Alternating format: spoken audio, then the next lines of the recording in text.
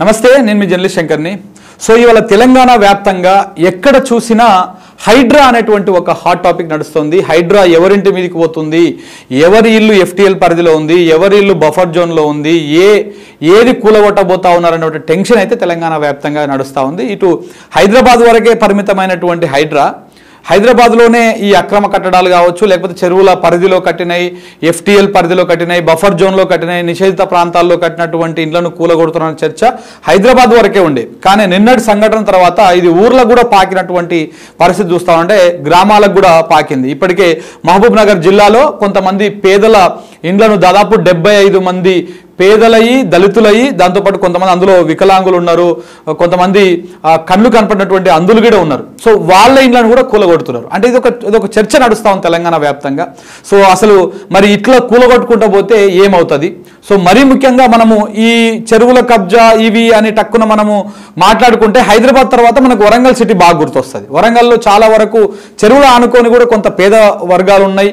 కొంతమంది అక్కడ నివాసాలు ఏర్పాటు చేసుకొని కొన్ని ఏళ్ళకెళ్ళి అది కొన్ని దశాబ్దాల కాలంకి వెళ్ళి అక్కడనే ఉన్నారు. మరి వీళ్ళందరివి కూడా తొలగిస్తారా? తెలంగాణ వ్యాప్తంగా ఏం జరగబోతుంది అనేది దీని గురించి డిస్కస్ చేద్దాం. దీని గురించి మన స్టూడియోలో మాట్లాడుతందుకు రాకేష్ రెడ్డి గారు ఉన్నారు మనతో పాటు, బీఆర్ఎస్ నాయకులు, వాళ్ళతో మాట్లాడదాం. నమస్తే అన్న, బాగున్నారా? ఆఫ్టర్ లాంగ్ టైం, అంటే మనం చాలా రోజుల నుంచి అనుకుంటున్నాము ఏదో ఒక టాపిక్ మీద మాట్లాడదామని. అప్పుడు మీరు ఎమ్మెల్సీకి ఫైట్ చేస్తున్నప్పుడు కూడా మాట్లాడదాం అనుకున్నాం, బట్ ఇక టైం కుదరలేదు. సో జియో 46 విషయంలో మీరు బాగా ఫైట్ చేస్తూ ఉన్నారు. నిజంగా ఐ అప్రిషియేట్ యూ. ఎందుకంటే పాపం వాళ్ళకు అంటే ఇదే స్టూడియోకి కూడా రావడం జరిగింది. వాళ్ళ గోస చెప్పుకుంటూ ఒక్కొక్కరు ఏడ్చేటువంటి సందర్భం చూసినాం మనము.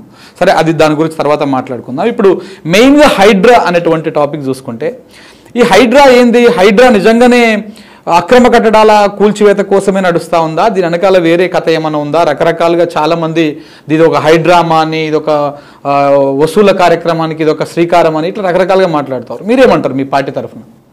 హైడ్రా అంటే హైడ్రామా క్రియేట్ చేయడము, హై లెవెల్ కమిషన్స్ దుబ్బాలనే ఆలోచన చేయడం తప్ప అందులో హై లెవెల్ థింకింగ్ లేదు, హై లెవెల్ ఎజెండా కూడా ఏం లేదు. High level commission 100%.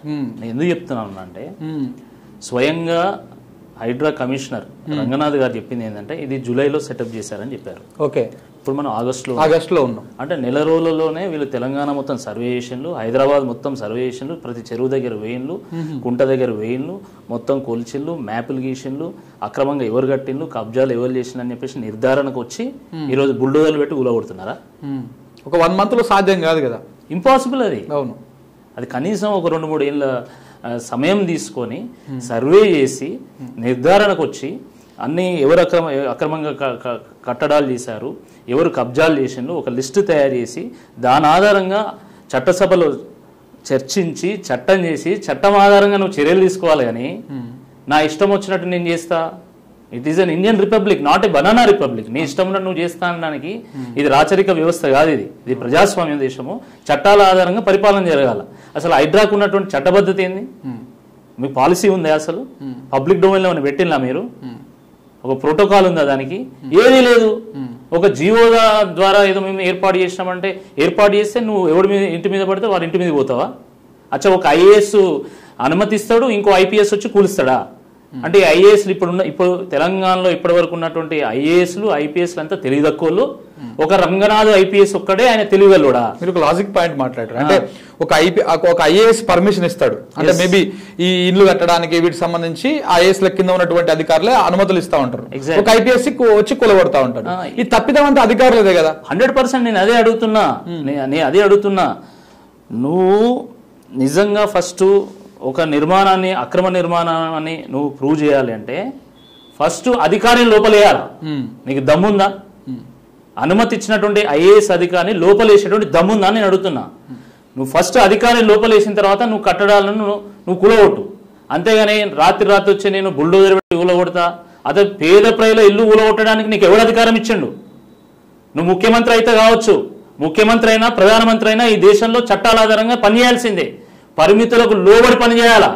మీకు అనంతమైనటువంటి అధికారాలు ఏమి ఇవ్వలేదండి ఈ దేశం. అపరిమితమైనటువంటి అధికారాలు ప్రధానమంత్రి కూడా కట్టబెట్టలే ఈ దేశంలో. ఇది గుర్తుపెట్టుకోవాలి. రాత్రి పోయి మహబూబ్ నగర్ లో పేద ప్రజల ఇల్లు కూలగొట్టడానికి నీకు ఎవరు అధికారం ఇచ్చిండు? నీకున్న చట్టబద్ధత ఏంది? నువ్వు చట్టసభలో చర్చ చేసినావా? క్యాబినెట్ మీటింగ్ పెట్టినావా? క్యాబినెట్ మీటింగ్ లో నిర్ణయం తీసుకున్నావా? అపోజిషన్ పార్టీస్ యొక్క ఒపీనియన్ తీసుకున్నావా? ఎక్స్పర్ట్స్ తో చర్చ చేపట్టినావా? ఏదీ లేదు.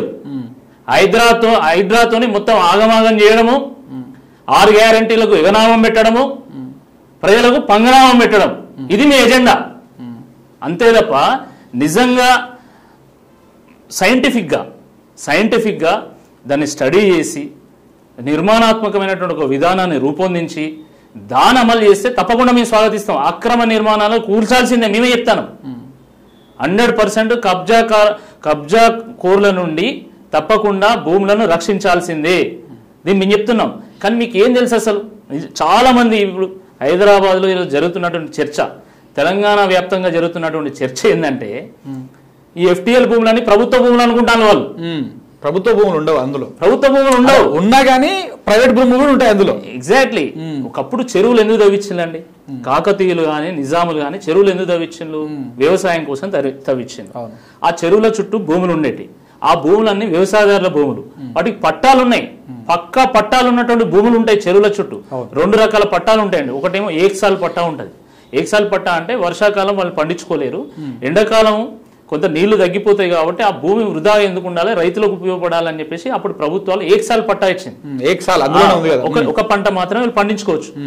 ఇంకొక రకమైన పట్టా ఏంటంటే అది పక్కా పట్టా, అంటే చెరువుల అవతల భూములు ఉంటాయి, వాళ్ళు వ్యవసాయం చేసుకుంటారు. చాలా మంది రెడ్లకు ఈరోజు చెరువుల చుట్టూ భూములు ఉన్నాయి. ఇది వాస్తవం. రంగారెడ్డి, హైదరాబాద్ లో ఉన్నటువంటి భూముల చుట్టూ యాదవులకు కానీ లేకపోతే అప్పుడు వ్యవసాయం చేసుకుంటున్నటువంటి రెడ్లకు కానీ పట్టాలు ఉన్నాయి. అవి పట్టా భూములను పట్టుకొని కబ్జా చేసిండు. ఇక కొన్ని ఖాళీలకనైతే జాతర, యూట్యూబ్లు, మీడియా ఛానల్. అసలు మీకు అవగాహన ఉందా ఈ పట్టా భూములు అన్నటువంటి వాస్తవం మీకు తెలుసా? తెలియకుండానే కబ్జా చేసినని అనురాగ్ కాలేజ్ దగ్గరికి వెళ్ళి కొంత ఇదంతా ఇట్లా ఉంది అట్లా ఉంది అని చెప్పి ఏంది దుర్మార్గం అంటున్నా నేను. అసలు అనురాగ్ కాలేజ్ నేను ఇప్పుడు చెప్తున్నా, అంటే మీరు ఆ పాయింట్ తీసిన కాబట్టి నేను చెప్తా ఉన్నా. సర్వే ఆఫ్ ఇండియా మ్యాప్ 1971 లో మ్యాప్ ఉంది, అది చూడండి. 2000 లో మ్యాప్ ఉంది, అది చూడండి. 2009 లో మ్యాప్ ఉంది, అది చూడండి. అసలు అనురాగ్ కాలేజ్ దగ్గర చెరువే లేదు. I will prove it. నేను ఒకవేళ తప్పు అయితే ముక్కు నేలకు రాసి మీ ఛానల్ ముక్కు నేలకు రాసి ఇక్కడి నుంచి నేను పోతా. అనురాగ్ కాలేజ్ దగ్గర చెరువు లేదు, కేవలం మాటు కాలువ మాత్రమే ఉంది, చెరువు లేదు. ఇస్రో మ్యాప్ కూడా చూసినా నేను ఉట్టిగా ఏదో నేను చర్చకు రాలేదండి. ఇస్రో మ్యాప్ కూడా నేను స్టడీ చేసి చెప్తున్నా. ముక్కు నేలకు రాగిపోతే నేను తప్పు చేసినట్టే. కానీ ఈరోజు ఏంది, చాలా మంది ఆడికి పోయి ఒక జాతర చేసి 4 పైసలు సంపాదించుకోవాలనే ఆలోచన కొంతమంది సెన్సేషన్ క్రియేట్ చేయాలని. సరే ఛానల్ వాళ్ళు సరే వాళ్ళ రేటింగ్ల కోసం ఇవో చేస్తారు, నేను వాళ్ళని తప్పు పడతలేను. ప్రభుత్వము సెన్సేషన్ కోసం పనిచేస్తుందా, సెన్స్ కోసం పనిచేస్తుందా?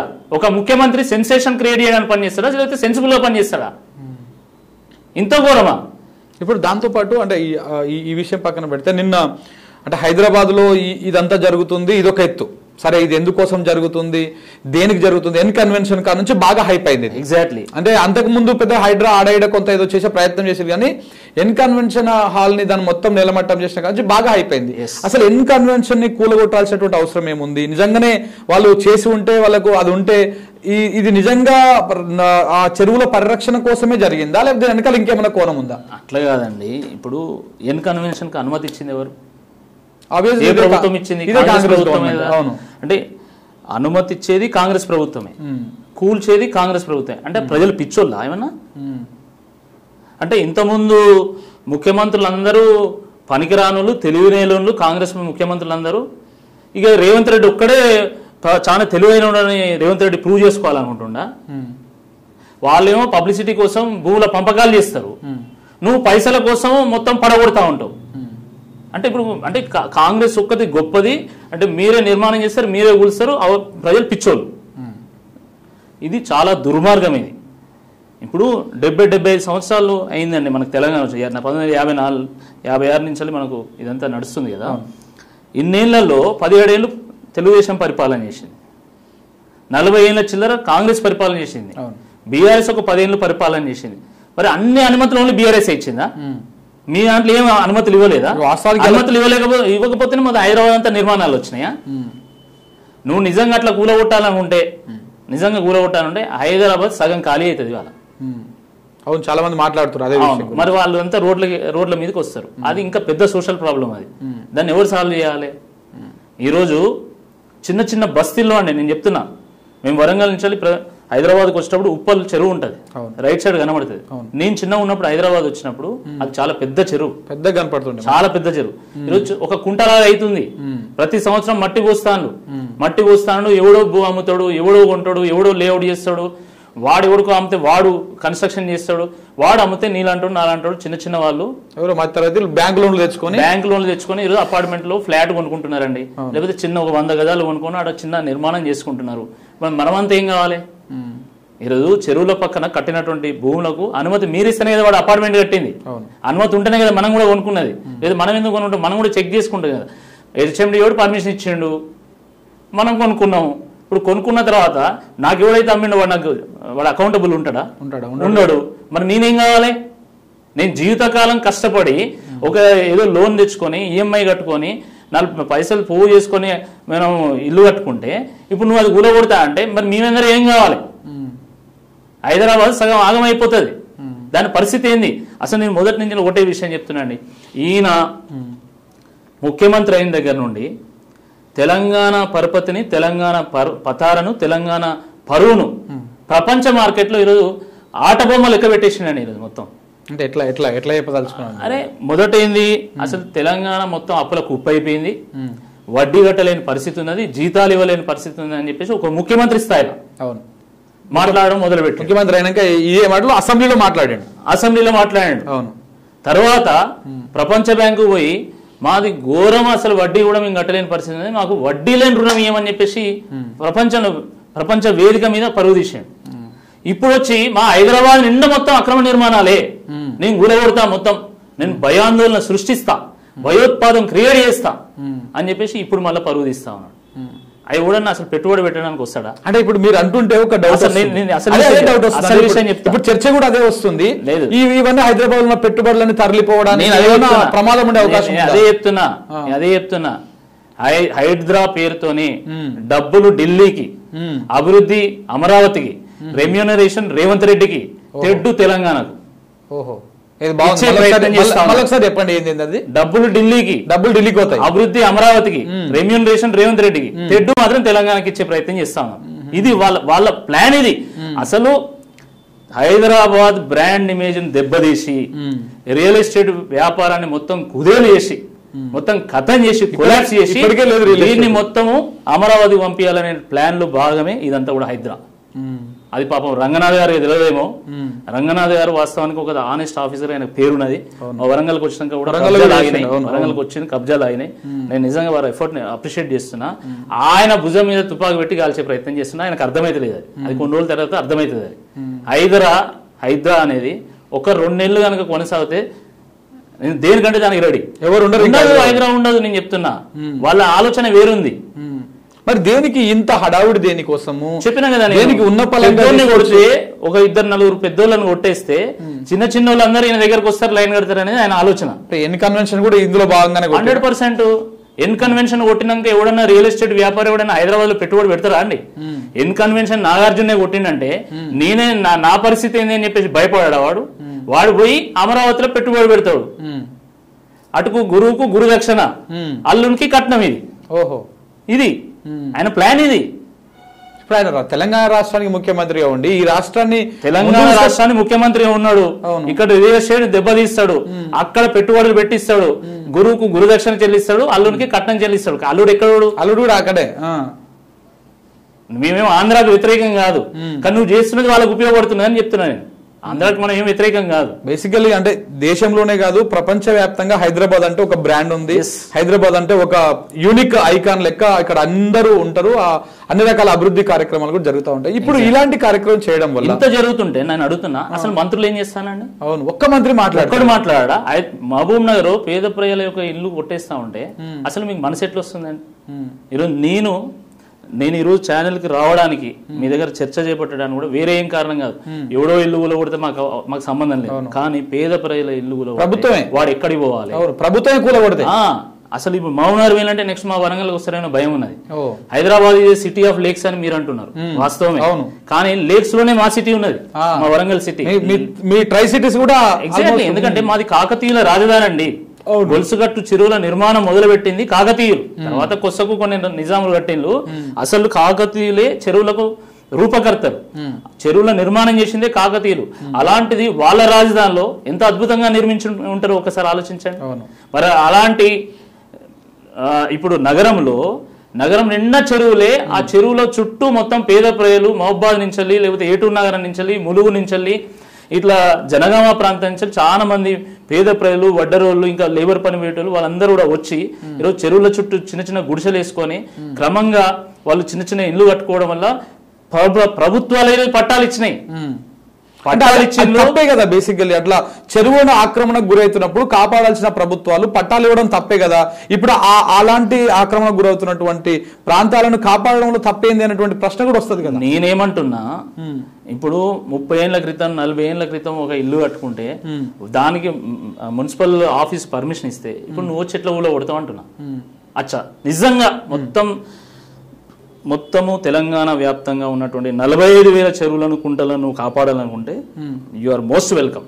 కానీ నువ్వు చేయాల్సింది ఏంది, ప్రతి చెరువు పంటి ఈరోజు అనుమతులు ఇస్తే కట్టుకున్నటువంటి కట్టడాలు ఉన్నాయి, పట్టా భూములు ఉన్నాయి, వాటిని ఎక్వైరీ అయ్యి భూమి మీద నిర్మాణం లేకపోతే భూసేకరణ చేయి. మీరు ఎకరానికి 10 లక్షలు ఇస్తారా, 20 లక్షలు ఇస్తారా, ఇవ్వండి. ఒక మార్కెట్, ఒక చట్టం చేయండి. చట్టం ఆధారంగా మార్కెట్ వాల్యూ ప్రకారం ఇస్తారా, లేదా గవర్నమెంట్ వాల్యూకు 3 రెట్లు ఇస్తారా, 5 రెట్లు ఇస్తారా, మీరు డిసైడ్ చేయండి. కట్టడానికి కూడా ఈరోజు నేషనల్ హైవే ఉందండి, నేషనల్ హైవే, లేకపోతే ఒక కాలేజు, ఒక హాస్పిటల్, ప్రభుత్వ హాస్పిటల్ మీరు భూమి ఎక్వైరీ చేస్తలేరా? చేస్తాను కదా. అది ప్రజా ప్రయోజనాలు చూస్తా మీరు చేస్తున్నారు. ఇది కూడా ప్రజా ప్రయోజనమే. ఇది కూడా భవిష్యత్తును కాపాడడం కోసం, దీనికోసం అంటున్నారు. రేవంత్ రెడ్డి గొప్ప ఆయన పర్యావరణవేత్త కదా. ఇప్పుడు ఆయన ప్రజా ప్రయోజనాల కోసం ఆయన పరిపాలన చేస్తాడు. ఆయన లంక బిందెలు వద్దండి, పాపం కడుపు కట్టుకుని పర్యావరణవేత్త, ఆయన గొప్ప పర్యావరణవేత్త అన్నప్పుడు ఒక చిన్న క్వశ్చన్ వచ్చింది. మనం తెలంగాణ రాష్ట్రంలో కాంగ్రెస్ పార్టీ అధికారంలోకి వచ్చిన కొత్తలా హైకోర్టుని అగ్రికల్చర్ యూనివర్సిటీకి తరలిస్తున్నారు. అక్కడ కొంతమంది, అంటే మీకు తెలిసే ఉంటారు, చాలా మంది విద్యార్థులు వ్యతిరేకించారు, అగ్రికల్చర్ విద్యార్థులు. వై? బికాజ్ అంటే అక్కడ అరుదైనటువంటి జాతి అంతరించిపోతా ఉంది, అరుదైనటువంటి వృక్షాలు అంతరించిపోతా ఉన్నాయి, కొన్ని జీవులు అంతరించిపోతా ఉన్నాయి. ఇది మీరు తీసుకొచ్చి పెట్టడం వల్ల పర్యావరణానికి ముప్పు వాటిల్లేటువంటి ప్రమాదం ఉంది అన్నప్పుడు, అంటే అక్కడ చేస్తేనేమో పర్యావరణానికి ముప్పు లేదు, ఇప్పుడు ఈ చెరువుల విషయంలో మాత్రం పర్యావరణానికి ముప్పు. ఇది కొంచెం కాంట్రడిక్షన్ అనిపిస్తలేదా? 100% కాంట్రడిక్షన్. నేను అదే అంటున్నా కదా. రేవంత్ రెడ్డి గారు అంటే సరే, నేను నా నోటితో అన్నాను, కానీ చాలా మంది చెప్తా ఉంటారు వారు రియల్ ఎస్టేట్ వ్యాపారం చేస్తారని, అదే రకరకాలు చేస్తారు. ఎవరి వ్యాపారం వాళ్ళు చేయడానికి తప్పేం లేదు. కానీ అప్పుడు గుర్తుకు రాంది ఇప్పుడు గుర్తుకు వచ్చింది ఏందనేది అందరూ ఆశ్చర్యపోతున్నారు. నిజంగా చెప్తున్నా, ఇది చాలా ఆశ్చర్యంగా ఉన్నది. ఆయన ఒక్కడే సత్యసాయి హరిశ్చంద్రుడు అయినట్టు, ఆయన ఒక్కడే సంసార్ అయినట్టు, అసలు ఇదేదో ప్లాన్ తీసుకొచ్చినట్టు, ఇది చాలా దుర్మార్గం. ఇది మీరు కనుక సరే, మీరు ఎక్కడనో FTLలో ఎవరిదో మీరు ఏదైనా ఫామ్ హౌస్ లో కొట్టుకోండి, ఇంకేదైనా చేసుకోండి, మాకు సంబంధం లేదు. పేద ప్రజల జోలికి వస్తే మాత్రం యుద్ధం స్టార్ట్ అయితే రణరంగం అయితే చెప్తున్నా. ఇంకొకటి, వరంగల్లో అడుగు కూడా పెట్టనీయం మేము చెప్తున్నా. మీ వరంగల్ ప్రజలే రమ్మని కోరుతా ఉన్నారు కదా దాన్ని. అంటే కొంతమంది సోషల్ మీడియాలో మా వరంగల్ కి హైడ్రా రావాలని చెప్పేసి కొన్ని రిక్వెస్ట్లు అవి. వరంగల్లో భూములు కబ్జా అయినాయి, ఆ కబ్జాల లిస్టు చాంతాడంత ఉన్నదని ఫస్ట్ చెప్పింది నేను. కానీ ఆ పేరు మీద పేద ప్రజల యొక్క మీరు ఇల్లు కూలగొడతామంటే మాత్రం వరంగల్ అడుగు పెట్టనే, మా ప్రాణాలు అడ్డం పెట్టైనా సరే తప్పకుండా పేద ప్రజల యొక్క ఇల్లు కాపాడుకునే ప్రయత్నం మేము చేస్తాం. మీరు కబ్జాకోర్ల లిస్టు తయారు చేయండి, వాళ్ళని జైలు పంపుతారా, వాళ్ళకి ఏం శిక్ష ఇస్తారో వేయండి, మేము సపోర్ట్ చేస్తాం, మేము స్వాగతం, మేమే పూలదండ ఇస్తాం నీకు, మేమే పూలాభిషేకం చేస్తాం నీకు. ఆయన మేము చేసేది ఎంత జెన్యూన్ గా ఉంది, మేము ఎంత పార్షియాలిటీ లేకుండా చేస్తున్నామని చెప్పడానికి వాళ్ళ సొంత అన్న ఇంటికి కూడా నోటీసులు ఇచ్చింది కదా, దాన్ని ఎట్లా చూస్తారు మరి? అది కూడా అంటే వాస్తవమే కదా. ఇప్పుడు ఫ్యామిలీకి ఒక రూలు, పబ్లిక్ ఒక రూలా అండి? ఎట్లా? ఇప్పుడు మహబూబ్ నగర్ లో పేద ప్రజలకు 30 నిమిషాల సమయమేలే, డైరెక్ట్ రాత్రిపూట వాళ్ళు పడుకునేటువంటి సమయంలో పోయి మీరు కూలగొడతారు వాటిని. మీ తమ్మునికి 30 రోజులు నోటీస్ ఇస్తావు. ఇప్పుడు దీన్ని ఏమనాలి? అన్న తిరుపతి రెడ్డి అన్నను తమ్ముడు సరే, వాళ్ళ కుటుంబ సభ్యులు, వాళ్ళకు మీరు 30 రోజుల సమయం ఇస్తారు. దీన్ని ఏమనాలి? పబ్లిక్ కో రూలు, ఫ్యామిలీ కో రూలు. ఇది ప్రజాపాలన, మీరు చెప్పే ప్రజాపాలన. మీరు ఎట్లా అసలు నాకు అదే అర్థం కాదు, మీరు ఎట్లా ఊలగొడతారు అసలు? చట్టబద్ధత ఏమున్నది దానికి? నోటీస్ ఇవ్వాలి కదా, నోటీస్కి వాళ్ళు రిప్లై ఇవ్వాలి కదా. రిప్లై ఇవ్వకముందే నువ్వెవరు కూలగొట్టడానికి నాకు అర్థం కాదు. మరి ఇచ్చిన అనుమతి ఇచ్చిన అధికారిని ఎందుకు మీరు లోపల ఇస్తలేరు? అచ్చా, మీరు అందరికీ సమానంగా ఉండమన్నారు, మరి ఒకరు ఎందుకు కూలగొడతాను, ఇంకొకరు ఎందుకు కూలగొడతలేదు? నాకు అది అర్థమవుతుంది. మీ మంత్రులకు ఉన్నాయి కదా, పొంగులేటి శ్రీనివాసరెడ్డి గారి నాకు నిజంగా తెలియదు, నేను మీడియాలో వింటున్నా. మరి నిజమే, అది నిజమే అయితే మరి దాని కూడా ఓడతలేరు ఎందుకు? ఎందుకు పట్నం మహేందర్ రెడ్డి గారు అయితే నడి లో ఉంది. అది నాకు ఇంతకుముందు ఒక మిత్రుడు అన్నాడు, నాకు వాస్తవం తెలియదు. మరి అలాంటప్పుడు వాళ్ళ ఎందుకు మరి మా పాలమూరు పేద ప్రజల యొక్క ఇల్లు ఊడగొట్టడానికి మీ మనసు వస్తుంది, వాళ్ళకి ఊడగొట్టడానికి మనసు రాదా? దీన్ని ఏమనాలి? ఒక్క మంత్రి ఎందుకు మాట్లాడారు దీని మీద? అసలు మంత్రులు మీరు ప్రజల కోసం పనిచేస్తున్నారా, కేవలం రేవంత్ రెడ్డికి వత్తాసు పలకడం కోసం పనిచేస్తున్నారా? చాలా ఘోరమైన దుర్మార్గం. ఒక్క మంత్రి మాట్లాడాడు, ఒక్కొక్కటి మాట్లాడుతూ అంటారు. ఆ నిరుద్యోగుల సమస్య మీద మేము కొట్లాడిన రోజులు అసలు ఒక్క మంత్రి మాట్లాడాడు. ఇప్పుడు ఏందన్నా ఇది మొత్తం ఇంకా ఇప్పుడు హైడ్రా పేరుతోటి ఈ రుణమాఫీ గాని రైతు బంధు గాని ఇవన్నీ జనం మర్చిపోయినట్టేనా, జనాన్ని మర్పించినట్ట? ఇది ఎట్లన్నట్టు? రేవంత్ రెడ్డి గారికి అటెన్షన్, డైవర్షన్, కమిషన్లు కావాలండి. అటెన్షన్, డైవర్షన్, కమిషన్ ఆయనకు కావాల్సింది ఇది. 3 నెరవేరుతున్నాయి దీంతో. అంతే కదా, పని తక్కువ పబ్లిసిటీ ఎక్కువ. వాళ్ళు పని చేసేది ఏం లేదు. నేను ఛాలెంజ్ చేస్తున్నా, చలో మీరు ఒక 10,000 ఎకరాల భూమి మేము ఎక్వైర్ చేస్తామని చెప్పండి, చెరువులది మేము స్వాగతిస్తాం. వీళ్ళు 10,000 ఎకరాలు కాదు కదా, అసలు ఒక 100 ఎకరాలు కూడా వీళ్ళు ఎక్వైర్ చేయలేరండి. చేయమనండి. మీరు కనుక అట్లా కనుక చేస్తే మా వరంగల్ 80% రోడ్ల మీద కూర్చోవాల్సి వస్తుంది, హైదరాబాద్ లో 50% రోడ్ల మీద కూర్చోవాల్సి వస్తుంది. అవుతుంది అది? అయ్యే ముచ్చటనేనా? నిజంగా చేతనైతే చేయి. ఇది ఏవి వాళ్ళు చేసే దాంట్లో లేరు. కేవలము పబ్లిసిటీ పిచ్చి పీక్స్ కి ఏరింది. దాని కారణంగా ఫస్ట్ 6 నెలలు ప్రతీకార పాలన, ఇప్పుడు పబ్లిసిటీ పాలన ప్రారంభమైంది, ఆ ఫేజ్ ప్రారంభమైంది. ఇప్పుడు అంతా పబ్లిసిటీ కోసం అదొకటి డైవర్ట్. 6 గ్యారంటీలు ఏమైనాయి? దాని గురించి చర్చ ఉందా? లేదు. రుణమాఫీ 49,000 కోట్ల రూపాయలు అని చెప్పేసి ఎస్ఎల్బిసి వాళ్ళు చెప్పారు. 31,000 కోట్లు అని చెప్పి కేబినెట్ లో మీరు తీర్మానం చేస్తారు. 26,000 కోట్లు అని చెప్పేసి బడ్జెట్ లో పెడతారు.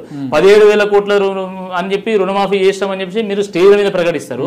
3 సార్లు యాడ్లు ఇచ్చారు. బట్టి విక్రమార్క గారు 7,000 కోట్లు చేస్తామని ఆయన లాస్ట్ సెలవు ఇచ్చాడు. దీనికి మళ్ళా 1,000 కోట్ల రూపాయల యాడ్లు. ఎవరిని బతికేయడానికి? మీ మీడియా ప్రతినిధులను బతికేయడానికి. ఇది మీరు చేసే కథ. మీరు దాన్ని ఎప్పుడైతే బీఆర్ఎస్ పార్టీ మండల కేంద్రాల్లో, నియోజకవర్గ కేంద్రాల్లో ధర్నాలు మొదలు పెట్టిందో ఇమ్మీడియట్ హైదరాబాద్ తీసుకొచ్చి ముందు పెట్టింది. అంటే అటెన్షన్ ని డైవర్ట్ చేయడం. నీ 2,500 రూపాయల మహాలక్ష్మి స్కీమ్ ఎక్కడ పోయింది? 2,000 రూపాయల నుంచి 4,000 రూపాయలు పెన్షన్ చేస్తా అన్నటువంటి హామీ ఎక్కడ పోయింది? ఈ రోజు మీరు కళ్యాణ లక్ష్మి తులం బంగారం ఎక్కడ పోయింది? 2 లక్షల రూపాయల 2 లక్షల ఉద్యోగాల అది ఎక్కడ పోయింది? జియో 46 రద్దు చేస్తామన్నటువంటి హామీ ఎక్కడ పోయింది? అసలు రైతు భరోసా ఏది? ఏవి చర్చలు లేకుండా చేయాలి అంటే ఇది ఒకటి తీసుకొచ్చి ముందు పెట్టాలి. అంటే ఇప్పుడు ఈ హైడ్రా అనేది ఇవన్నీ మరిపించడము, ఇవన్నీ డైవర్ట్ చేయడమే కాకుండా హైదరాబాద్ బ్రాండ్ ఇమేజ్ మీద దెబ్బ కొడతా ఉంది. ఇది ఏదో అనుకుని స్టార్ట్ చేస్తే ఏదో కొననాలిక మందేస్తే పోయినట్టుగా ఇప్పుడు హైదరాబాద్ బ్రాండ్ ఇమేజ్ దెబ్బతింటే రేపన్నాడు నిరుద్యోగం పెరిగిపోతుంది, రకరకాల సమస్యలు వస్తాయి. దీనికి బాధ్యులు ఎవరైతారు? ఇప్పటికే సంవత్సర కాలం నుండి రియల్ ఎస్టేట్ మొత్తం కుదేలైపోయిందండి. అవును, కట్టినట్టు ఫ్లాట్లు సేల్ అవుతలేవు. చేసినటువంటి లేఅవుట్లు ఈరోజు పరిస్థితి చాలా దారుణంగా ఉంది. ఎందుకంటే నాకు చాలా మంది తెలిసేవాడు చెప్తున్నా, వాళ్ళు అక్కడిక్కడ భూములు కుదబెట్టి బ్యాంకులలో పెట్టి ఆడేడ తీసుకొచ్చి పైసలు పెట్టి కడితే కట్టడం చేస్తే దాని తర్వాత లేఅవుట్లు చేస్తే ఈరోజు రోడ్డు మీద పట్టేటువంటి ఒక పరిస్థితి వచ్చింది. దానికి తోడు ఇప్పుడు మళ్ళీ నువ్వు ఇదో కొత్తది హైడ్రా. ఈ హైదరా పేరు మీద హైదరాబాదును బాధ పెట్టడము, హైదరాబాద్ ను బదనాం చేయడం తప్ప హైదరాబాద్ ను బాగుపరిచేటువంటి పరిస్థితి లేదు. ఇంకెవ్వడు కూడా ఇక్కడ కంపెనీ పెట్టాడు. మీరు ఆలోచించండి, గంత పరపతున్నటువంటి నాగార్జున ఎన్ కన్వెన్షన్ ని ఒక రాత్రి ఊరగొట్టిలంటే రేపు ఇంకో సాఫ్ట్వేర్ కంపెనీని కూలగొట్టారన్నటువంటి నమ్మకం ఏంది? దాన్ని కూడా ఏదో చెప్తావు కదా. అయితే ఇక్కడ ఒక పాయింట్ సోషల్ మీడియాలో బాగా రైజ్ చేస్తా ఉన్నారు. అంటే కాంగ్రెస్ పార్టీకి జిల్లాలలో అన్ని చోట్లలో ఆల్మోస్ట్ సీట్లు వచ్చినాయి. ఈ హైదరాబాద్ పరిధిలో రాలేదు, 2 సీట్లే వచ్చినాయి. సో కాబట్టి దీని మీద ఒక ప్రతీకార చర్యలకి ఇట్లాంటి కార్యక్రమాలు చేస్తున్నాడు అనే వాదన కూడా వినపడుతుంది. 100% జిహెచ్ఎంసీలో 2 సీట్లు వచ్చినాయి వాళ్ళకి. బీజేపీకి 48 వచ్చినాయి, బీఆర్ఎస్ కి చాలా సీట్లు వచ్చినాయి. ఇక అసెంబ్లీలో అయితే అసలు కాంగ్రెస్ డక్కౌట్ ఇక్కడ. కాబట్టి ఇప్పుడు ఏం చేయాలి? ఇప్పుడు ఏదో ఒకటి అటెన్షన్ క్రియేట్ చేయాలి. కాబట్టి ఇప్పుడు ఇదో కొత్త డ్రామా క్రియేట్ చేయడం, అందరు లొంగ తీసుకోవడం. అందరిని లొంగ తీసుకునేటువంటి కార్యక్రమం అండి ఇది. తీసుకొని ఆ చిన్న చిన్న లీడర్లు, ఆ కార్పొరేటర్ లెవెల్లో ఉన్నటువంటి నేతల్ని, వాళ్ళని వీళ్ళని అందరిని జమ చేసుకొని ఇక్కడ ఏదో క్రియేట్ చేసుకోవాలని ఉంటున్నాడు. ఇది సరైనటువంటిది కాదు. రాజు ధర్మాన్ని పాటించాలి, ప్రజల ఆస్తులకు ధర్మకర్తగా ఉండాలి, పరిరక్షకుడు లెక్క ఉండాలి. ఎగ్జాక్ట్లీ.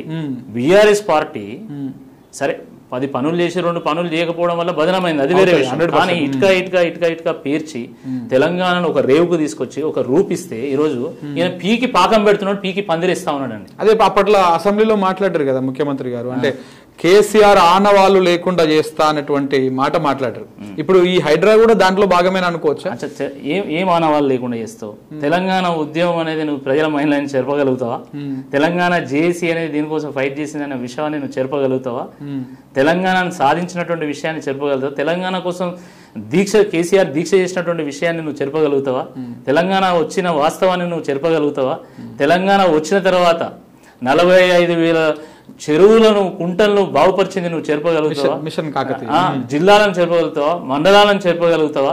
లేదా కట్టిన సెక్రటేరియట్ కానీ, అక్కడే దర్శనమిస్తున్నటువంటి అంబేద్కరుడు కానీ, దాని ముందున్నటువంటి అమరవీరుల యొక్క అమర జ్యోతి కానీ నువ్వు చెరపగలుగుతావా అని నేను అడుగుతావు. అది సాధ్యం కాదు. అది నువ్వు అనుకుంటున్నావు కానీ అది సాధ్యం కాదు. ముఖ్యమంత్రి అనేటువంటి వాడు తన మార్పు ఉండాలని కోరుకోవడంలో తప్పలేదండి. ఏ ముఖ్యమంత్రి అయినా కోరుకుంటాడు అది. కానీ ఇతరుల మార్పు చెరిపివేయాలని అనుకోవడం అది మూర్ఖత్వం అవుతుంది.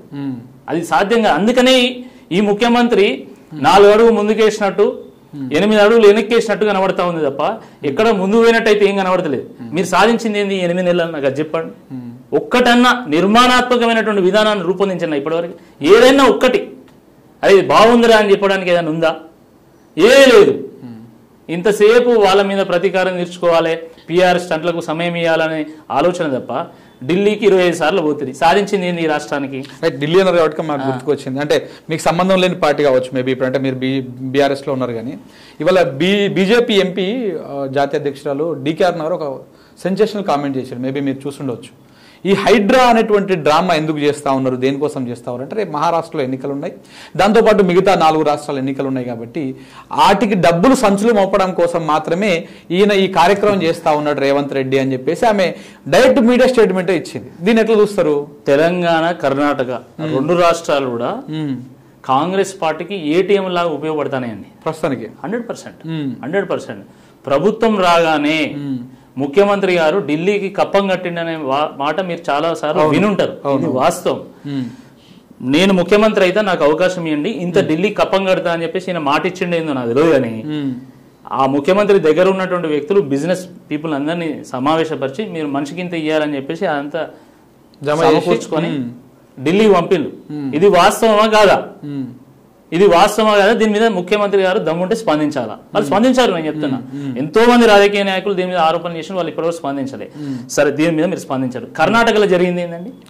కర్ణాటకలో వాల్మీకి స్కామ్ నుండి, స్కామ్ లో భాగంగా కొన్ని కోట్ల రూపాయలు ఇక్కడికి వచ్చినాయని అంటున్నారు. అవును,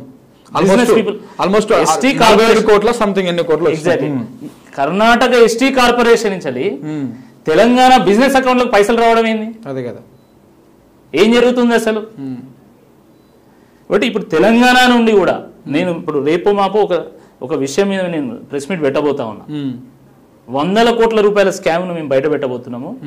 దాని వాస్తవాలు నేను మీకు వెల్లడిస్తా. నేను ఆ డబ్బులు కూడా ఢిల్లీ కట్టిలు వీళ్ళు. ఢిల్లీ లీడర్లకు లింక్ ఉన్నది దీనికి. అంటే తెలంగాణ ఈరోజు ఆగమయ్యేటువంటి ఒక పరిస్థితి నిర్మాణం అయిపోయింది. అంటే తెలంగాణ సొమ్ముతోని దేశమంతా గెలవాలనేటువంటి ఆలోచన ఈరోజు కాంగ్రెస్ చేస్తా ఉంది. ఇది చెప్తా ఉంటే ఒక తెలంగాణవాదిగా నిజంగా అంటే ఒక భయాందోళన పరిస్థితి ఉన్నది. అంటే ఇలా తెలంగాణ రాష్ట్రంలో, తెలంగాణలో కాంగ్రెస్ పార్టీని గెలిపించింది. సరే, ఒకసారి తెలంగాణ రాష్ట్రాన్ని ఇచ్చిరానో, లేకపోతే ఒకసారి అవకాశం ఇద్దామనో, మార్పు కోరో, సంథింగ్ ఏవో కొన్ని కారణాల చేత, రకరకాల కారణాల చేత వాళ్ళకి 64 సీట్లు ఇచ్చారు. మిగతా మీ ప్రతిపక్ష పార్టీకి 39 సీట్లు ఇచ్చారు, రిజల్ట్ ఇచ్చారు. దేనికోసం ఇచ్చిరు? ఇది మమ్మల్ని కేసీఆర్ కంటే కొంత బెటర్ గా ఇంకా మంచి చేస్తాడు కావచ్చు అని చెప్పేసి మీరు ఇలా చెప్తా ఉంటే, మీరు కానీ బీజేపీ నాయకులు కానీ వీళ్ళందరూ చెప్తున్నటువంటిది చూసినా, ఇటు హైడ్రా చేస్తున్నటువంటి హంగామా చూసినా, ఇవన్నీ చూసినా అరే మనది దోసుకపోయి మన దగ్గర ఒక భయాందోళన సృష్టించి ఇక్కడ తీసుకుపోయి అక్కడ కట్టేస్తున్నారు అనేటువంటి ఆందోళన అయితే ప్రతి తెలంగాణ బిడ్డ లోపల వస్తూ ఉంది. దీన్ని అంటే ఏ విధంగా మీరు దీన్ని జస్ట్ చెప్పగలుగుతారు? 100% అండి. ఇప్పుడు అంటే మనం తెలంగాణ అనేది దేశంలో ఒక భాగం. అవును, తెలంగాణ సంపద దేశ అభివృద్ధికి తోడ్పడితే తప్పేం లేదు. అవును, మనం కూడా గర్వంగా ఫీల్ కావచ్చు, దేశ అభివృద్ధిలో మనం భాగమైనందుకు. సరే, తెలంగాణ వచ్చిన తర్వాత 10 ఏళ్లలో ముఖ్యమంత్రి కేసీఆర్ గారు అప్పులు చేసి ఉండొచ్చు, కానీ సంపద సృష్టించారు. ఆ సంపద దేశానికి కూడా ఉపయోగపడేది, అది మనందరూ కూడా గర్వకారణం. కానీ ఇప్పుడు జరుగుతున్నది ఏంటంటే, ఇక్కడ మొత్తం దోచుడు, అక్కడ మొత్తం వాళ్ళ కాంగ్రెస్ ఖజానా నింపుడు. ఆ కాంగ్రెస్ మొత్తం మన సొమ్ముతోని పందికొక్కులాగా బలిసి దేశమంతా విస్తరించేటువంటి ప్రయత్నం చేయడం. దీనివల్ల దేశానికి ఏమైనా ఉపయోగం ఉన్నదా, లేకపోతే తెలంగాణకి ఏమైనా ఉపయోగం ఉన్నదా? అంటే తెలంగాణ సొమ్మును వాళ్ళు కాపాడి దానితో సంపద టీఆర్ఎస్ పార్టీ సృష్టిస్తే, వీళ్ళు ఈ సంపదను కొల్లగొట్టి వాళ్ళ కాంగ్రెస్ పార్టీని బతికించాలి, కొన ఊపిరితో ఉన్నటువంటి కాంగ్రెస్ పార్టీని బతికించాలనేటువంటి ఆలోచన చేస్తున్నారు. ఈ కుట్రను ప్రతి తెలంగాణ పౌరుడు కూడా గమనించాల్సినటువంటి అవసరం ఉంది. తప్పకుండా గమనించాలి, దాని తగ్గట్టు కూడా మనం తప్పకుండా తిరగబడాల్సినటువంటి అవసరం ఉంది. రైట్. అంటే హైడ్రా అనే టాపిక్ మీద మనం క్లోజ్ చేసే ముందు, ఈ హైడ్రా వ్యవహారంలో అంటే పార్టీగా ఇప్పటిదాకా మీరు బీఆర్ఎస్ పార్టీగా ఒక స్టాండ్ తీసుకోలేదు. అంటే మీడియా రాస్తా ఉంది, కొన్ని యూట్యూబ్ ఛానల్స్ స్వచ్ఛందంగా వెళ్ళి ఎక్కడెక్కడ ఎవరెవరిని కూలగొడతా ఉన్నారని చూస్తా ఉన్నారు, మరి ఇవెందుకు కూలగొడతలేరు అని చెప్పేసి కొన్ని అంటా ఉన్నారు. కానీ డైరెక్ట్గా అయితే మీరు ఒక స్టాండ్ తీసుకొని ప్రజల్లోకి పోయేటువంటి పరిస్థితి ఇంకా కనపడలేదు. అంటే మీ పార్టీగా ఎలాంటి స్టాండ్ తీసుకునేటువంటి అవకాశం ఉంది? ఈ పేదల భూములని, పేదల ఇండ్లని కూలగొట్టి ఈ రకంగా చేస్తా ఉంటే మీరు బీఆర్ఎస్ పార్టీగా ఏం చెప్పదలుచుకున్నారు? అరే, బీఆర్ఎస్ తెలంగాణ గుండె చెప్పుడండి, తెలంగాణ ఆత్మ బీఆర్ఎస్ పార్టీ. అలాంటప్పుడు తప్పకుండా తెలంగాణ ప్రజల ఇంట్రెస్టే బీఆర్ఎస్ ఇంట్రెస్ట్ ఉంటుంది. తెలంగాణ పేద ప్రజల యొక్క భూములను, పేద ప్రజల యొక్క ఇండ్లను కనుక టచ్ చేస్తే బగ్గుమంటది బీఆర్ఎస్, గుర్తుపెట్టుకోండి. తప్పకుండా 100 అయినా 106 అయినా కూడా తప్పకుండా పోరాటం జరుగుతుంది, పెద్ద ఉద్యమం జరుగుతుంది. దీని విషయంలో మేము ఊరుకునేది ఏం లేదు. బీఆర్ఎస్ స్టాండ్ చాలా క్లియర్ ఉంటుంది. కేటీఆర్ గారు కూడా చెప్పిండ్రు, అక్రమ నిర్మాణాన్ని మీరు కూల్చండి, కానీ దానికి ఒక రూలు, ఒక సిస్టము, ఇదంతా ఒక వ్యవస్థ ఉండాలి. మీ ఇష్టం ఉన్న నాకు రాత్రి కలబడ్డది, నా ఇష్టం ఉన్న నేను చేస్తా అంటే మనం రాచరిక పాలన. హైకోర్టు కూడా వ్యాఖ్యానించింది, హైకోర్టు కూడా వ్యాఖ్యానించింది. కాబట్టి ఇది సరైనటువంటిది కాదు. కేవలం ఈ విషయంలో కాదండి, ప్రతి విషయంలో కూడా వాళ్ళు అట్లే నా ఇష్టం ఉన్న నేను చేస్తా. ఇప్పుడు ప్రజలు ఎన్నుకుంటే నువ్వు ముఖ్యమంత్రి అయినావు, రేపు ప్రజలు తిరగబడితే మళ్ళీ మొదటికి వస్తుంది. అది గుర్తుపెట్టుకోవాలి. ఆయన ఏమనుకుంటుండే, నేను శాశ్వతంగా ఉంటానని. ఎవ్వరు శాశ్వతం కాదండి. ఇందిరాగాంధీ లాంటి నేతనే ఓడిపోయింది, వాజ్పేయి గారు కూడా ఓడిపోయారు, ఎన్టీ రామారావు గారు ఓడిపోయారు. కాబట్టి పెద్ద పెద్ద నాయకులు ఓడిపోయిన ఓటమి ఎవరికైనా అది జరిగి తీరుతుంది. ఒక్కో సందర్భాన్ని బట్టి, రాజకీయ పరిస్థితులకు బట్టి ప్రజలు ఓట్లేస్తూ ఉంటారు. కాబట్టి మేమనేది ఏంటంటే, ప్రజలు మీకు అవకాశం ఇచ్చింది, బీఆర్ఎస్ కంటే గొప్పగా పరిపాలించండి. కానీ ఈ రకమైనటువంటి వేషాలు వేసి ప్రజల్లో ఒక ఆందోళన క్రియేట్ చేస్తాము, ఒక భయోత్పాతాన్ని సృష్టిస్తాము, బ్రాండ్ తెలంగాణను, బ్రాండ్ ఇమేజ్ను, బ్రాండ్ హైదరాబాద్ను దెబ్బతీస్తాము అంటే బీఆర్ఎస్ పార్టీ చూస్తూ ఊరుకోదు. బీఆర్ఎస్ పార్టీ తప్పకుండా సరైనటువంటి సమయంలో సరైన విధంగా స్పందిస్తుంది అనేటువంటి వాస్తవాన్ని మీరు గ్రహించాలి. బీఆర్ఎస్ కనుక ఉద్యమం మొదలు పెడితే మీరు తట్టుకోలేరు. ఒక్కరోజు మీరు మండల కేంద్రాల్లో, నియోజకవర్గ కేంద్రాల్లో ఈ రుణమాఫీ గురించి రైతులతో కలిసి ఆందోళన ఏమంటేనే మీరు ఆగమాగం అయిపోతారు. తుంగతుర్తిలో బాంబులేసుడు ఇట్లాంటివన్నీ కార్యక్రమాలు చేసి ఎగ్జాక్ట్లీ. కాబట్టి నిజంగా ఒకవేళ కనుక ఈ హైడ్రాను మీరు వాద్రా చేస్తాం, ఇంకా గాద్రా చేస్తాం, గోద్రా చేస్తాం అంటే మాత్రం ఎవరు చూస్తూ ఊరుకోడు. తప్పకుండా తెలంగాణ జిల్లాలో ప్రజలే తిరగబడతారు. ఇది గుర్తుపెట్టుకోవాలి. మీ ఎమ్మెల్యేలు మళ్ళీ ఇంకోసారి గెలవరండి. పాపం వాళ్ళు కొంతమంది, చాలా మంది ఫస్ట్ టైం గెలిచిండు కాంగ్రెస్ లో. ఎందుకంటే 10 ఏళ్ల తర్వాత వాళ్ళది అవకాశం వచ్చింది. చాలా మంది ఫస్ట్ టైం గెలిచిండు, అదే లాస్ట్ టైం కూడా అవుతుంది వాళ్ళకి. రైట్ అన్న, ఈ హైడ్రాకి సంబంధించి ఈ విషయాన్ని ఇట్లా పక్కన పెడితే, సో ఇంకొకటి మొన్న రీసెంట్గా నిన్నగాక మొన్న ఎగ్జాక్ట్గా హైకోర్టు జియో 46 మీద ఒక తీర్పు ఇచ్చింది. ఆ సందర్భంగా అక్కడ బాధితులందరూ కూడా ఏడుస్తూ ఉంటే మీరు వారిని ఓదార్స్తున్నటువంటి వీడియో కూడా బాగా సోషల్ మీడియాలో వైరల్ అయింది. నిజంగా కూడా వాళ్ళ మిత్రులు చాలామంది నాకు కూడా ఫోన్ చేసి, అన్న ఒకవేళ మాకు ఫేవరబుల్గా వస్తే 100% మీరు రావాలి, మా వాయిస్ తీసుకోవాలి అని మాట్లాడారు. కానీ బ్యాడ్ లక్, వాళ్ళకు ఫేవర్గా రాలేదు. అసలు ఏం జరిగింది, ఎందుకు జియో 46 మీద కోర్టు కూడా వాళ్ళకి అన్యాయం చేసింది అనొచ్చునా అనకూడదా తెలియదు మరి. బట్ కానీ వాళ్ళు అంతా ఏడ్చి ఇబ్బంది పడాల్సినటువంటి పరిస్థితులు ఎందుకు వచ్చినాయి, దేనికోసం వచ్చినాయి అట్లా? జియో 46 గురించి నాకు కూడా అవగాహన లేకుండే వాస్తవానికి. ఓకే, కానీ కానీ ఎమ్మెల్సీగా నాకు టికెట్ ఇచ్చి నాకు పోటీ చేసేటువంటి అవకాశం కేసీఆర్ గారు ఇచ్చిన తర్వాత నేను మొట్టమొదటిసారి జియో 46 గురించి విన్నాను. నేను GO46 గురించి చాలా చర్చ జరుగుతుండే ఆ సమయంలో. అసలు వాట్ ఈస్ GO46, దీని యొక్క కాన్సిక్వెన్సెస్ ఏంది అని చెప్పి నేను స్టడీ చేసిన తర్వాత నేను చాలా బాధపడ్డాను నేను వాస్తవానికి.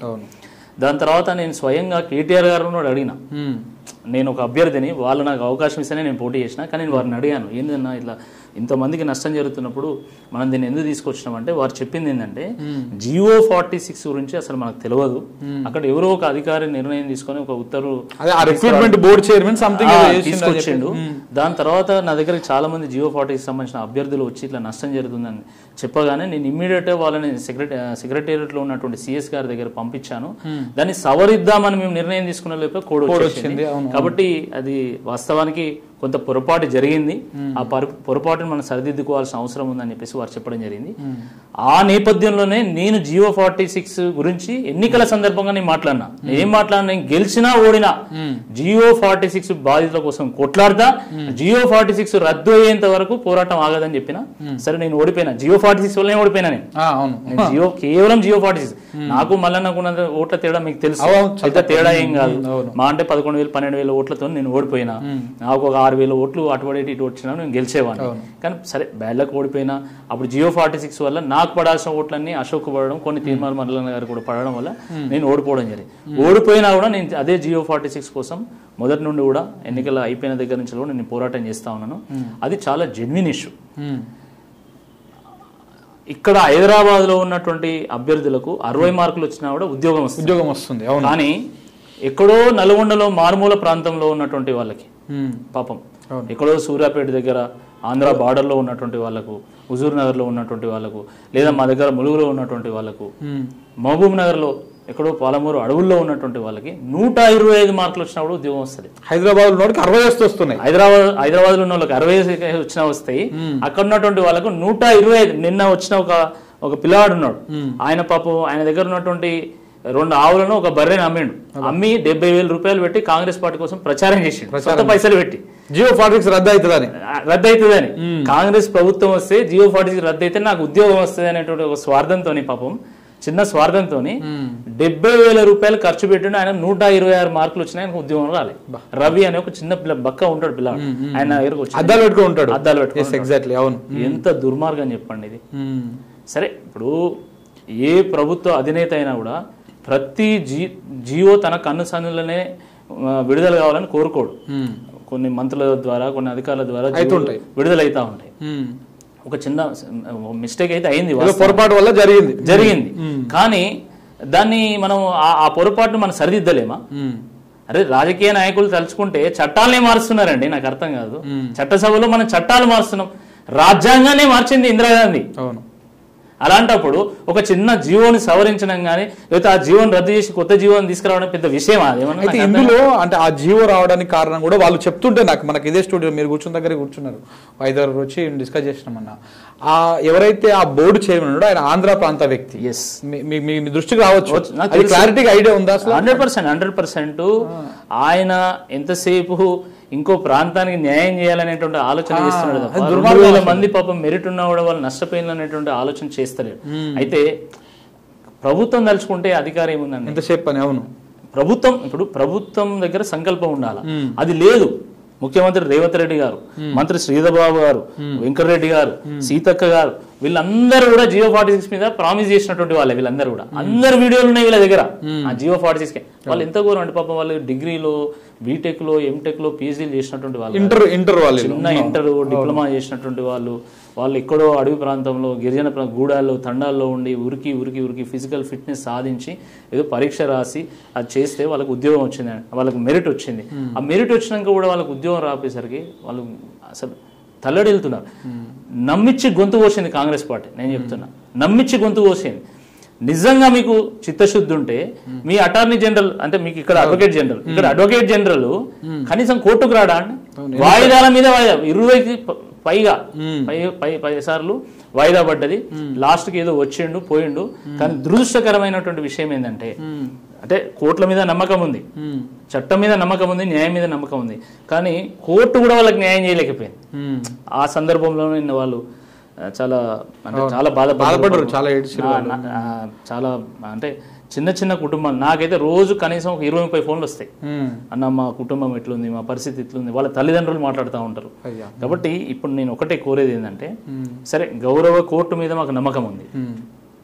ఒక తీర్పు వచ్చిందంటే అది అంతిమం ఏం కాదు, దాన్ని రివ్యూ వేసుకోవచ్చు. మనం సుప్రీంకోర్టు కేటీఆర్ గారు స్వయంగా బాధితులందరితో కూడా మాట్లాడి అవసరమైతే నేను సుప్రీంకోర్టులో వేయించైనా కూడా నేను మీకు న్యాయం చేపిస్తా అని చెప్పేసి వారు మాట ఇచ్చిన కొంత భరోసా ఉంది. కానీ నేనేమంటున్నా అంటే ఇది కోర్టు పరిధిలో అంశం కానే కాదు. ప్రభుత్వం తలుచుకుంటే 2 నిమిషాలు అయిపోతుంది. ఎగ్జాక్ట్లీ. అవును, మీరు హామీ ఇచ్చారు, మీరే క్రెడిట్ తీసుకోండి. అవును, మీరు రేపు క్లెయిమ్ చేయొచ్చు కదా, ఇది తీసుకొచ్చింది టీఆర్ఎస్ పార్టీ, మేమే, మీరే క్రెడిట్ తీసుకోండి, మాకు వద్దు. కేటీఆర్ గారు కూడా అదే చెప్పారు, మాకు క్రెడిట్ వద్దే వద్దు, ఈ తెలంగాణ బిడ్డలకు న్యాయం జరిగితే సారిపోతుంది మాకు అని చెప్పేసి వారు స్వయంగా వారు చెప్పారు. 2-3 వేల కుటుంబాలు దీని మీద ఆధారపడి ఉన్నాయి. మేము ఇప్పుడు కోరేది ఏంటంటే మీరు ఒక్క నిర్ణయం తీసుకోండి. ఆ నిర్ణయానికి ఇప్పుడు జాబులు ఆల్రెడీ కొంతమందికి వచ్చినాయి, వాళ్ళని మీరు తీసేయాల్సినటువంటి అవసరం లేదు.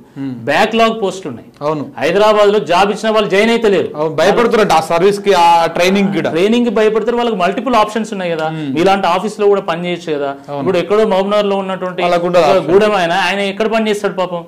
ఇప్పుడు మీకైతే ఇప్పుడు హైదరాబాద్ లో మీ దగ్గర పని చేయొచ్చు, హోటల్లో పని చేయొచ్చు, ఇంకేదైనా మంచి సాఫ్ట్వేర్ కంపెనీలో పని చేయొచ్చు. అనేక ఆప్షన్స్ ఉంటాయి, వాళ్ళకి ఆప్షన్స్ లేవు, వాళ్ళు జాయిన్ అయితే లేరు, అవన్నీ ఖాళీగా మిగిలి ఉన్నాయి. ఆ బ్యాక్లాగ్ నింపినా కూడా 400-500 కుటుంబాలకు ఈరోజు న్యాయం జరుగుతుంది. ఇంకో 500 పోస్టులు మీరు సూపర్ న్యూమరీ పోస్ట్ క్రియేట్ చేస్తే వాళ్ళ ప్రాబ్లమే సాల్వ్ అయిపోతుంది. కాబట్టి మేము దాని మీద రాజకీయం చేయాలి, ఏదో క్రెడిట్ పొందాలని మేము ఆలోచన చేస్తున్నాం. నేనైతే దానివల్ల ఓడిపోయినా. కానీ వాళ్ళ జెన్యున్ ఇష్యూ కాబట్టి, వాళ్ళు అడిగే దాంట్లో న్యాయం ఉంది కాబట్టి, ధర్మం ఉంది కాబట్టి వాళ్ళ సమస్యను పరిష్కారం చేయమని చెప్పి నేను న్యూస్ లైన్ ద్వారా ఈ ప్రభుత్వాన్ని కోరుతా ఉన్నాను. క్రెడిట్ మీరే తీసుకోండి, మమ్మల్ని తిట్టండి, మీరే జీవో తీసుకోండి. ఒకవేళ గవర్నమెంట్ కనుక జీవో రద్దు చేయకపోతే మీరు ఫైనల్ కోర్టులో న్యాయపరంగా ఫైనల్ దాకా 100% వాళ్లకు న్యాయం జరిగేంత వరకు, అది సంవత్సరమైనా 2 సంవత్సరాలైనా తప్పకుండా వాళ్ళ కోసం కొట్లాడతాము. మేము మాట ఇచ్చినాం, బీఆర్ఎస్ పార్టీగా వాళ్ళకు అండగా నిలబడతామని చెప్పి కేటీఆర్ గారు కూడా అనేక సందర్భాలు చెప్పారు, హరీష్ రావు గారు కూడా చెప్పారు. తప్పకుండా వాళ్ళకి అండగా నిలబడి తీరుతాం 100%. తెలంగాణ బిడ్డలండి వాళ్ళు, తప్పకుండా వాళ్ళకి న్యాయం జరగాల్సిందే. రైట్ అన్న, thank you very much Hydraa మీద, జియో 46 మీద వివరాలు ఇచ్చినందుకు. రైట్, ఇది రాకేష్ రెడ్డి గారితో స్పెషల్ ఇంటర్వ్యూ. వాస్తవానికి హైడ్రా అనేది మనం చూస్తా ఉంటే హైదరాబాద్ బ్రాండ్ ఇమేజ్ ని దెబ్బతీసి, తెలంగాణ బ్రాండ్ ఇమేజ్ దెబ్బతీసి ఇక్కడ ఉన్నటువంటి అభివృద్ధి అంతా వేరే ప్రాంతాలకు తరలిపోయే కుట్ర జరుగుతూ ఉందని చెప్పేసి రాకేష్ రెడ్డి గారు చెప్తా ఉన్నారు. సో మరొక ఇంటర్వ్యూలో మళ్ళీ కలుద్దాం. Thank you very much.